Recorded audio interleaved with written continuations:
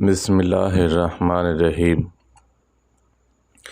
حضرت ابو ہریرہ رضی اللہ تعالیٰ عنہ کہتے ہیں، نبی کریم صلی اللہ علیہ وسلم نے فرمایا، اللہ تعالیٰ کے نزدیک دعا سے زیادہ لائق قدر کوئی چیز نہیں ہے۔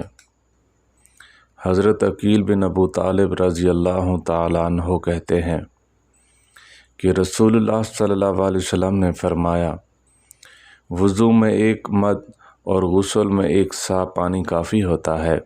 اس پر ایک شخص نے کہا، ہمیں اتنا پانی کافی نہیں ہوتا۔ تو انہوں نے کہا، تم سے بہتر ذات کو اور تم سے زیادہ بالوں والے کو یعنی نبی کریم صلی اللہ علیہ وسلم کو کافی ہو جاتا ہے۔ حضرت عبداللہ بن مسعود رضی اللہ تعالیٰ عنہ کہتے ہیں، رسول اللہ صلی اللہ علیہ وسلم نے فرمایا، اللہ تعالیٰ نے ایسی کوئی بیماری نہیں اتاری جس کی دوا نہ اتاری ہو۔ حضرت عقبہ بن عامر جہنی رضی اللہ تعالیٰ عنہ کہتے ہیں کہ رسول اللہ صلی اللہ علیہ وسلم نے فرمایا، تم اپنے مریضوں کو کھانے اور پینے پر مجبور نہ کرو، اس لیے کہ اللہ تعالیٰ انہیں کھلاتا اور پلاتا ہے۔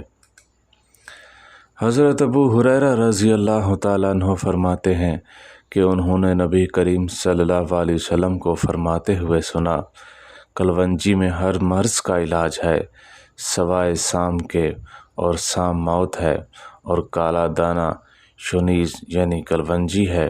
اللہ تعالی ہم سب کو تمام مصیبتوں سے اپنے حفظ و امان میں رکھے۔ وآخر دعوانا ان الحمد للہ رب العالمین۔